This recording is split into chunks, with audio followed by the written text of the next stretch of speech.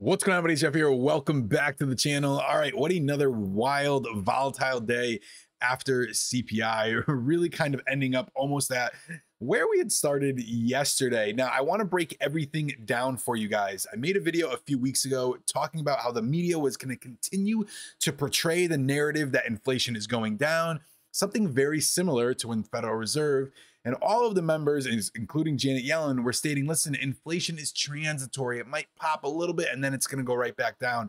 And obviously we ran, into pretty rampant inflation. So that narrative is starting to be pushed again. You're seeing the market slowly reacting to that. Okay. Now the market moves for many different reasons, but you're seeing it slowly continue to grind up. All of these dips continue to get bought and we're hanging over that 400. It just seems like we haven't had any of that heavy sell pressure like we did numerous times last year happen. And I want to break everything down for you because this is going to give you a really good understanding of how this is going to play out. I'm going to list everything for you guys. So let's get right into it. First off, as you can see, it came out at 8:30.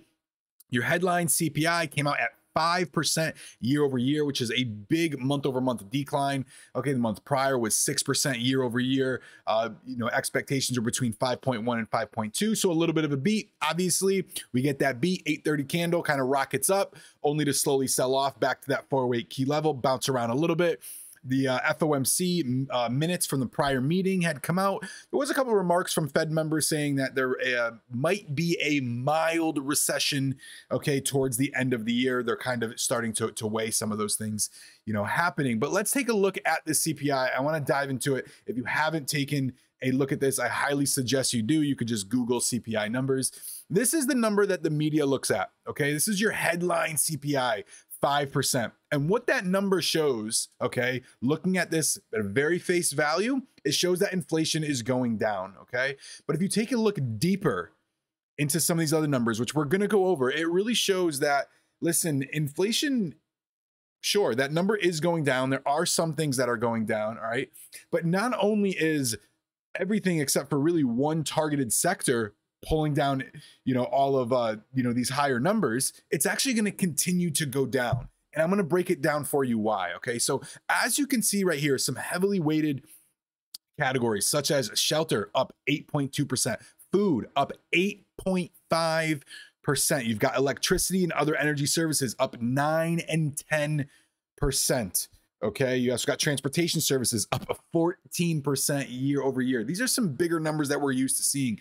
However, the headline comes in at 5%. Well, why is that? Well, if you take a look at this one small area, which is really just fuel, gas, diesel, home heating, it was down on an average at 17%. Okay, so because energy was down negative so much, it pulled that headline number down. This is also one of the first times we've seen your core CPI, which is this number right here, 5.6, which is all the items less food and energy, because food and energy tend to be very, very volatile, okay, and fluctuate a little bit quicker, obviously, than something like shelter, transportation services, and obviously medical expenses and so forth. And that number is actually higher than your headline CPI, which is something that we haven't seen. Okay, so let's take a look at why this happened. You could take a look at this chart right now and see that where we were, all right, in March, gas was around $3.40 a gallon. Now, because of their new calculation, remember, okay, how they calculate CPS, it's only a rolling 12 months, right? So they look at, in order to get that headline number, okay, what was gas priced in the same time frame, March of the year prior? And here we are, anywhere between, well, 353, really 370, 424, 426, right? So therefore, they take a look at where it was in 12 months ago, where it is, right now, obviously, for the month of March, and therefore you have almost a 20% decline, which is pulling down this entire number. However, obviously, yes, gas is down a little bit from the highs of where it was last summer, but as you can see, all the other commodities, which this chart clearly shows, especially, okay, your housing and your food, which is what our Americans, two biggest, expenses are.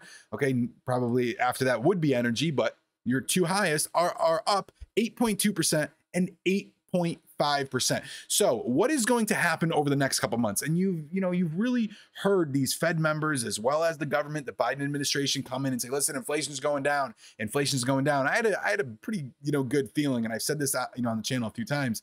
that, inflation was going to come in a little bit less than expected, because when it comes in higher than expected, the administration comes out days in advance and starts saying, well, this is the reason why. Okay. And it's going to go down, and it's already gone down. It's those numbers are only high for, X, Y, and Z. They really try to cover and sugarcoat as much as they can. And therefore I heard nothing on this. I asked a couple other people and they said, listen, they didn't hear anything coming from the government either. Therefore, chances are it's going to come down as a beat. Obviously, this isn't, a 10 out of 10 thing, but it seems to be pretty accurate.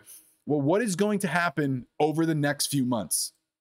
Well, over the next few months, so long as the price of fuel stays constant, which let's just say it's $3.50 a gallon, right? $3.49, $3.39, let's just say $3.50, even, $3.60, $3.70, whatever. But let's just say it stays constant. And now we look at where the price of, gas was for April, which is around this, similar price range, 406, 414. Therefore, you're going to see another decline. What happens when we get to May? 439 last year. This is last year. This is how it goes off of 439, 455, going into even what do we got here? A 457 going into June. Okay, we got a 468 all the way up to a high of 494. So long as gas stays constant, energy numbers are going to continue to go down even further. So let's say next month should be somewhere probably close to this, minus 17, maybe coming in at like a minus 12 to minus 14, just because we did have a little dip last year. But what happens when we get to the next month out of May and especially June? You're going to see a 30% decline. Of course, this number is going to go down to somewhere, obviously in the 4s, possibly in the 3s, but you could still see food up at 8.5%. and housing up at 8.2%, which, like I said, are Americans' two biggest expenses. Just goes to show that the way that they calculate this number is pretty artificial, okay? And as well as the way the mainstream media portrays this, headline CPI, even though these things fluctuate so much, rather than the core CPI. So just keep a note of that, all right? Last thing I do want to point out before we wrap up this video is where investors are pricing in for rate hikes. So currently, we don't have a meeting this month. So next one's going to be May 2nd and May 3rd. May 3rd, they're targeting a 68% chance that the Federal Reserve is going to raise another quarter percentage point. And guys, that is it. That is all investors are banking on. You go out to June, they're banking on that 5.25, 5.25 for the month of May. You go out to June, they're not going any higher. You go out to July, okay, and actually a majority, between 52% and what's that, 68% of investors are actually pricing in cuts already by July.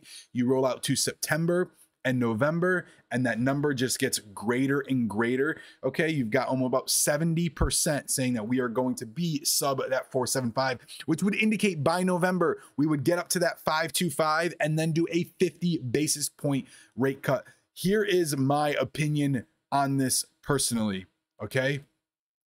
Rates were low, very low, insanely low. Okay, they were probably as low as when you're talking about mortgage rates. All right, I had to refinance my primary, at a 2.625, and I'm sure people even got better than that. I don't think I'll ever see that again in my lifetime. That's just my personal opinion. Okay, rates were rock bottom. Just rock bottom for a really unforeseen circumstances such as COVID. Okay. And I don't think they're going to get, down to that low. Personally, if the economy can hold, okay, the Federal Reserve really needs to also be able to change around what's on their balance sheet, get some of that load off of their balance sheet. Okay, what happens when we run into another crisis? It's not an if. When we run into another crisis, rates have to be to a point to where we can cut rates, right? If they're already, at to where they were, or even, just a little bit higher, not really giving much room, there's no room to cut rates, right? If they already have so much on their balance sheet and there's not a cushion to where they can go out and, be able to spend more money, because don't forget, we have to service our debt. Okay, a huge percentage of our taxes is just going to continue to go towards, our debt service, all right, on our interest. It gets into a really, really, sketchy situation, even worse than we already are. So my opinion is this: if the economy can barely hold, the Federal Reserve is going to try to hold rates for as long as they can, right? We've already seen banks stressed a little bit, okay? However, it did show that, some of their infrastructure, some of their management was just really not healthy in general. You take a look at other banks, and some of them are saying, listen, like, we're doing just fine. We're making it through. We're being proactive. We're being smart about this. Okay, we didn't over leverage ourselves. We don't have a huge percentage of uninsured depositors and so forth. If they can hold these rates as long as they can before something really, really gets bad, it's going to put them in a better position for when the next crisis occurs. Okay, and I'm not saying something like COVID, but probably something closely, similar to it. Obviously another crisis will eventually happen. It's just, the way cycles work. So guys, that's it for this video. I'll see you in the next one.